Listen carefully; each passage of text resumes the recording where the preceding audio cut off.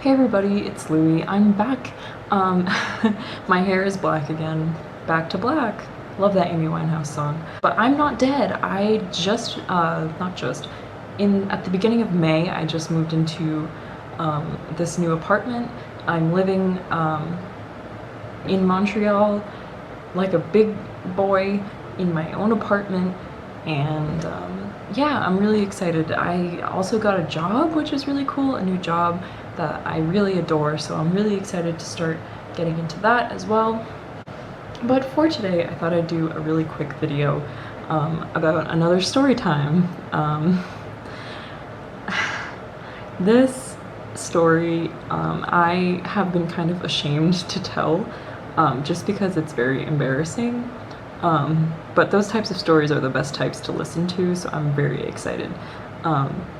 It's less serious than my getting choked at a Homestuck convention story, because that was actually like terrifying and like kind of scary, but this is just like, haha, this happened to me, lol, very funny, Louie, lol, you're fucking stupid. So this is me being stupid. This is my I was an idiot and did this story. About a year ago from now, actually, I arrive at my hotel with my friends, including my boyfriend, Blue, who you haven't seen on this channel yet. We arrive at the hotel. This hotel is an okay hotel. It's not like a fancy ass, like, I don't know, Marriott type of shit. It's a Best Western. It's an old Best Western. There's no elevator. So there's no elevator, but it's an okay hotel. Everything's fine. We get there, we get everything set up, and on Thursday night of this convention, my boyfriend painstakingly, for 3 hours, was like flat ironing my wig for my Korekiyo Shinguji cosplay. I'm going to assume that most people know who Korekiyo Shinguji is. He is a character from Danganronpa V3. A lot of people don't like him for a very specific reason, but I love him. He's my favorite. So I decided to cosplay him. A little bit of background here. I had originally purchased, and I wanted to do a review on it, but I originally purchased a men's size medium for this costume on AliExpress, I think it was, and it came in and I realized that it didn't fit me like at all. Like, it was literally, I couldn't even put like one arm into it. It was so tight. So I tried unsuccessfully to sell it, and then I just decided to bite the bullet, say fuck it, and got a new cosplay that was custom made, so I would make sure that it would fit me. So I was very confident about this. I was like, okay, it's going to fit. It was custom made. I tried it on beforehand. It seemed okay. Everything's gonna be fine. So I go to sleep on Thursday night feeling good, feeling confident, feeling like nothing is going to go wrong. Great way of thinking, right? So I go to sleep.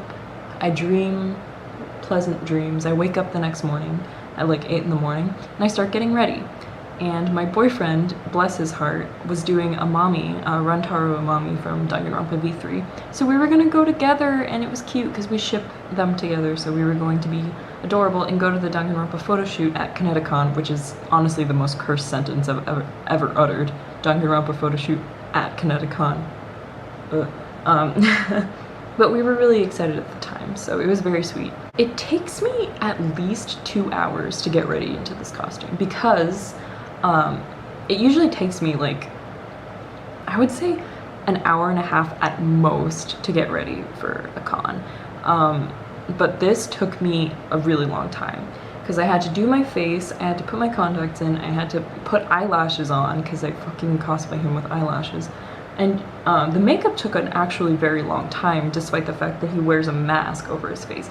I'm going to try to include a picture of the day that I was wearing this.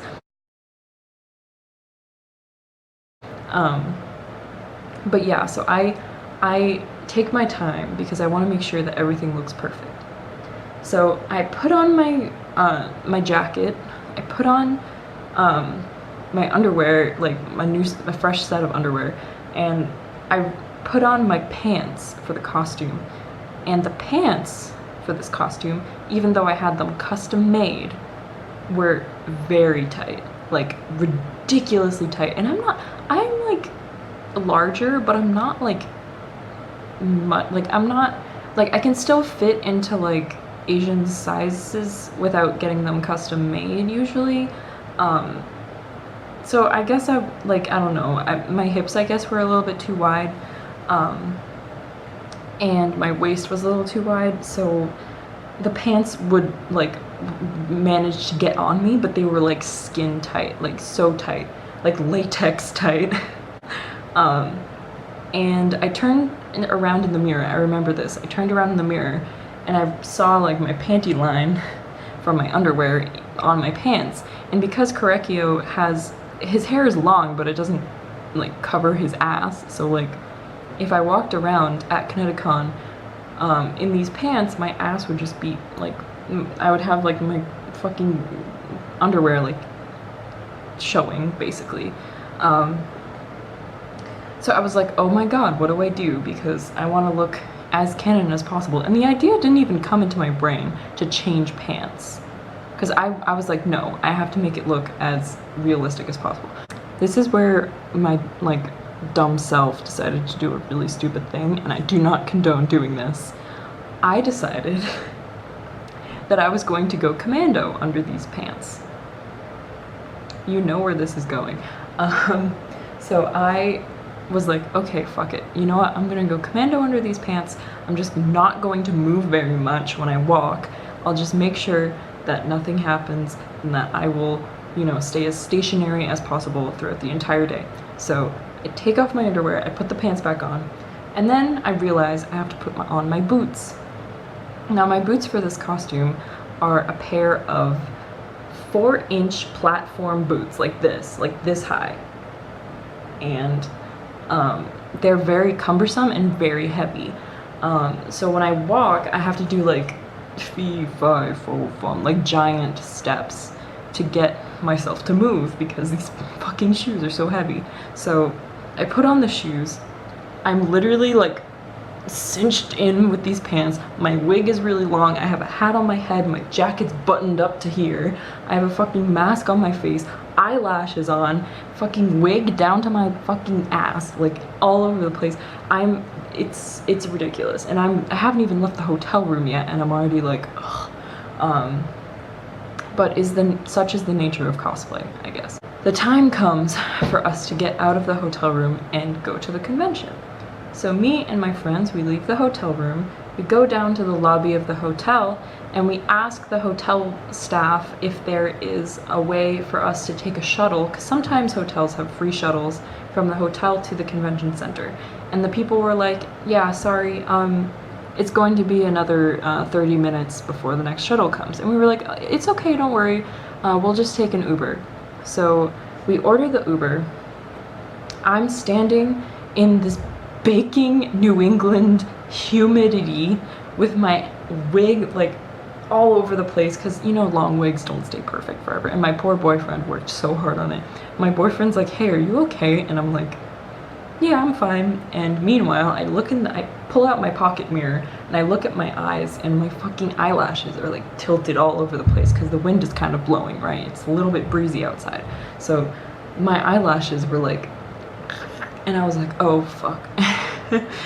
And in another moment of intelligence, I just ripped off my eyelashes.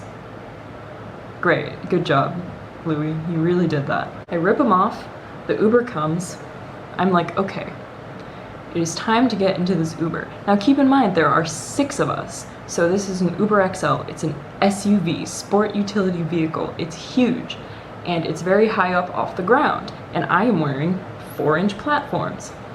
So all my friends, one by one, single file, get into this SUV. And we're like, okay, yay, time to go to the convention. I was the last person to get into this car. I reached one leg up onto the thing of, like, the platform of the car.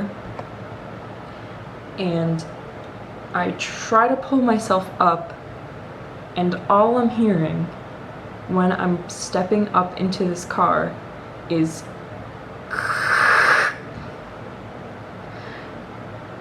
And in that moment, my soul just like threw itself out the window. You know when like you go through the denial process where you're just like, no, this didn't really happen. Nah, it's fine, I'm fine.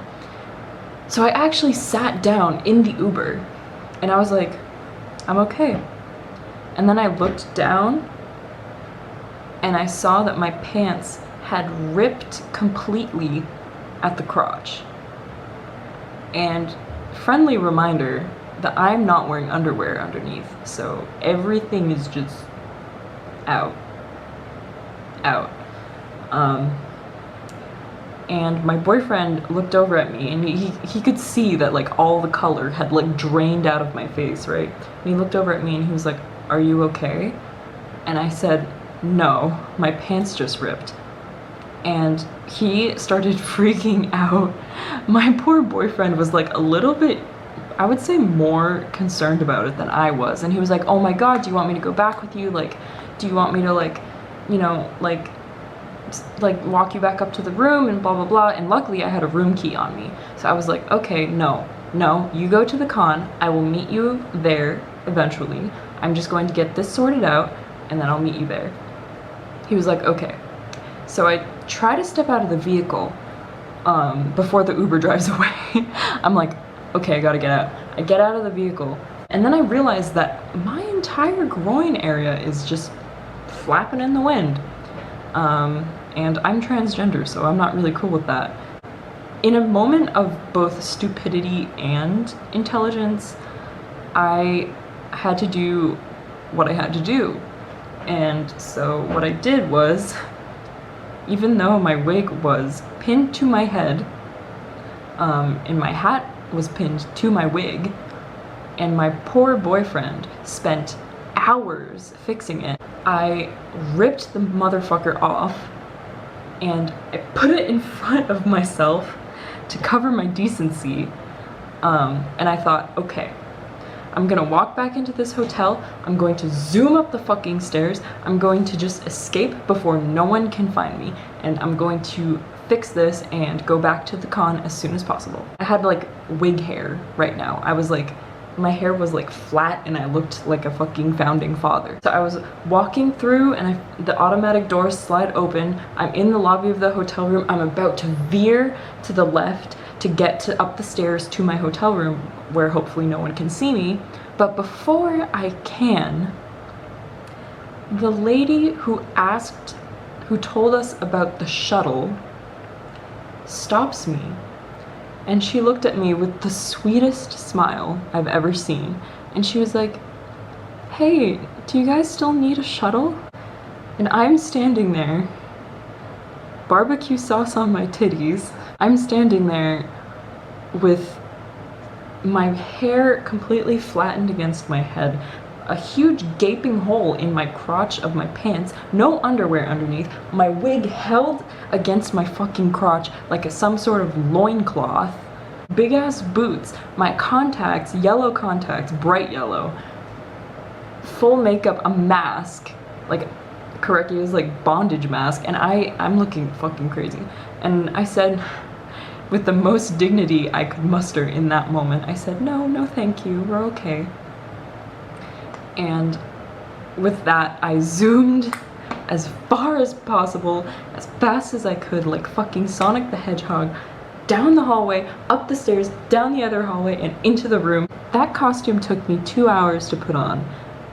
And I could have just changed my pants. That's what I think about every day. Louis, you could have just changed your pants. I didn't change my pants. I changed my entire costume. Luckily, I had brought a backup. Just in case one of my costumes was faulty, that I was planning to change into later in the day anyways. I was so flustered and so like frustrated with myself that I stuffed the wig in a paper bag with the hat still on it. I ripped off all my clothes and I changed into my other costume, and I had to be that character for the rest of the day. And that character was supposed to be a nighttime only costume because he's from the hentai manga, and I didn't want to wear a hentai manga outfit for the whole Friday of Kineticon. But then there I was walking around in my hentai manga outfit for the entirety of that first day of Kineticon with my poor boyfriend who was cosplaying Rantaro Amami, and we looked like we were from the same series, but we weren't. And everyone called us Cosmo and Wanda for the rest of the day. And that is the story of how my pants ripped at Kineticon. And yeah, it's really not that exciting, but it was such a memory for me that I think I'm just going to remember it for the rest of my life. In the moment it was not fun at all, but looking back on it, it's just a really good story to tell people.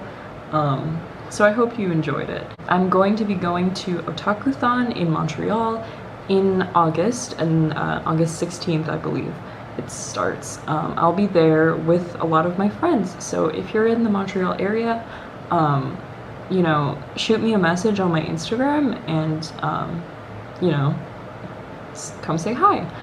I hope you enjoyed this story. Thank you so much for subscribing and watching and, you know, doing all that stuff. Let me know what you guys want. There's only a few, like, I'll do my best to like try to do more stuff that's catered to what you want to see. Hopefully I will be seeing you very soon. So thank you. Goodbye.